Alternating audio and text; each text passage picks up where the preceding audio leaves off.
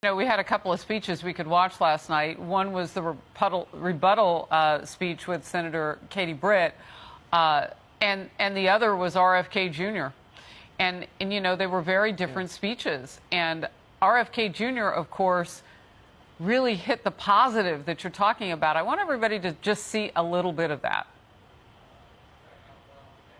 We become a nation of chronic illness, of violence, of loneliness, depression and division and poverty. Our great cities are becoming tent encampments, modern-day Hoovervilles filled with undocumented immigrants and dispossessed Americans and people living in their cars. 80% of Americans say they don't want to be forced to choose in this election between the lesser of two evils. They're tired of voting against something or someone. He said they want to vote for something, and they want somebody to tell them it's going to get better. Veteran political journalists have urged, do not ignore Robert F. Kennedy Jr. and his third-party presidential bid. I want to get both your takes. And, Mark, I understand your audio is back now. Hopefully you can hear the sound of my voice again. What's your take on RFK Jr.? And, first of all, have you seen that video?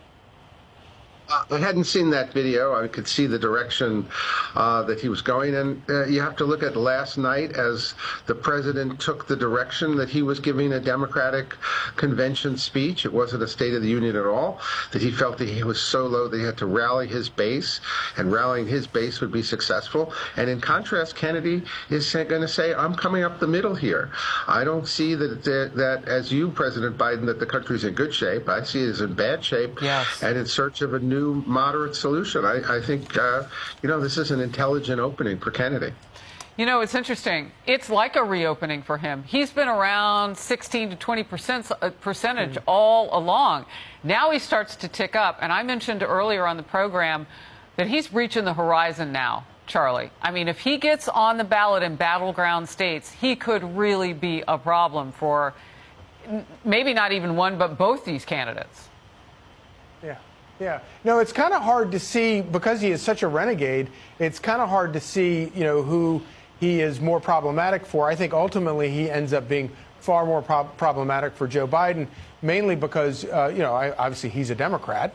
But bigger picture, he is an old school Democrat, a true liberal, the kind of Democrat that I think a lot of conservatives like myself would like to see the Democrat Party return to, because it was a sane party. It was a party that believed in clean water, and obviously nobody has a better record of fighting for clean water and clean air than RFK Jr. does.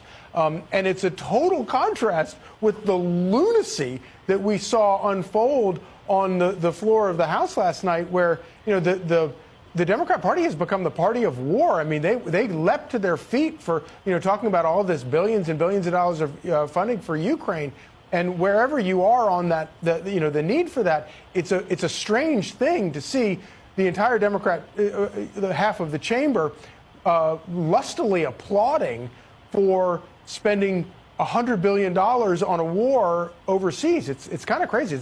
It's a big break from 20 years ago. So, Mark, one of the things that people have said that I've spoken with who watched that video yesterday, and I could totally see their point, they felt seen and heard by RFK Jr. in a way that they did not feel seen by Joe Biden in his speech last night. We don't have a lot of time, but your thought. Well, look, I think that's the big issue. Did Joe Biden connect with the average voter when he said that basically, he blamed the border on the Republicans, said crime was going down and the economy was good? But he hit all sorts of red meat economic issues, and he hit particularly well for women voters and Democratic voters. And he's saying that's all I need to win. Hey everybody, Robert F. Kennedy Jr. here. You know what, I was a student just like you. I had the privilege of working on my Uncle Ted Kennedy's presidential campaign in 1980, and it changed my life. It instilled in me a deep sense of responsibility to serve others and to fight for a vision of America that I believed in. And it opened up my horizons about the American political process and the excitement of a campaign. It was a time that shaped my dedication to public service and that ignited a passion in me to make a difference. With that in mind, I'm thrilled to tell all of you about our student ambassador and internship program at Team Kennedy. This opportunity isn't just about getting involved in a campaign, it's about shaping the future of our country. By joining our program, you'll have the chance to make a real impact, whether it's organizing events or reaching out to voters or advocating for important issues. You'll find that your voice matters. We need passionate, dedicated young people like you to be part of this movement.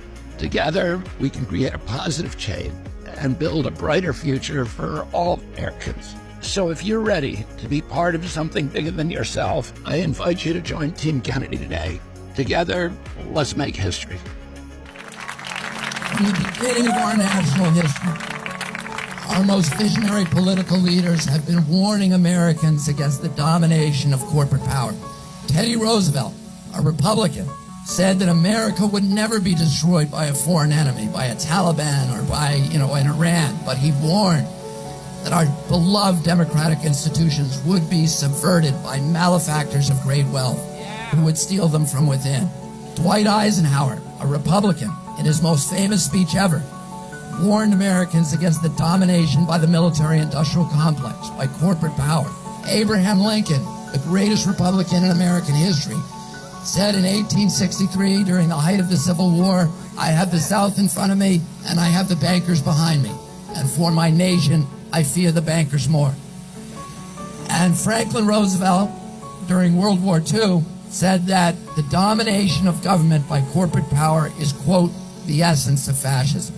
And Benito Mussolini, with an insider's view of that process, said the same thing. He complained that fascism should not be called fascism, it should be called corporatism, because it was the merger of state and corporate power. What happens when corporations dominate our government? You see that human beings are turned into commodities, communities are turned into commodities, and the environment, the landscapes are turned into commodities. And that's what's going to happen across America unless we turn back this ascendancy of corporate power, and this battle is the beginning of that. Thank you all very much for participating. How do we get away from this corporate power? The problem is not even the control of the parties, it's the control of the regulatory agencies, the phenomena that's called corporate capture, where the regulated industry become sock puppets for the industries they're supposed to regulate. And the Fed, of course, has now been captured by Wall Street.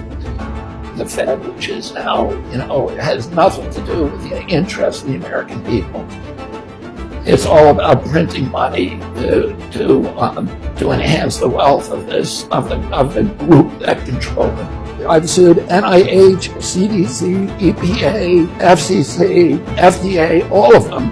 I've brought many suits against the Department of Agriculture. The USDA represents and promotes the interests of big factory farms, of industrial agriculture, of big companies like Monsanto, Cargill, Tyson's, Purdue, and the big petroleum fertilizer companies, in other words, the oil companies. And they really, USDA operates full-time to punish and destroy the small farmer in this country and to promote the mercantile interest of these big industrial agricultural interests. Americans can see the corruption, and we all have this feeling that this system has been rigged against the American middle class. They're strip mining the wealth from the American people and destroying the health of our children and causing this chronic disease epidemic that is the biggest blight on the American middle class in our country, and that it's being used to benefit this oligarchy, this new corporate kleptocracy. What we need in the United States is not division. What we need in the United States is not hatred. What we need in the United States is not violence and lawlessness, but is love and wisdom and compassion toward one another. Every nation has a darker side, and the easiest thing for a politician to do is to appeal to our hatred and our anger and our bigotry and greed and xenophobia and all the alchemies of demagoguery. My father and my uncle had a vision for America, a vision of racial harmony, of prosperity for all Americans, of peace in the world, and of honest government. Their lives were tragically cut short, and America took a different path. Yet the possibility they foresaw is still alive, the America that almost was, and yet may be. I've been fighting corporate corruption my entire life, but I understand that today the problem is much larger than a few crooked individuals.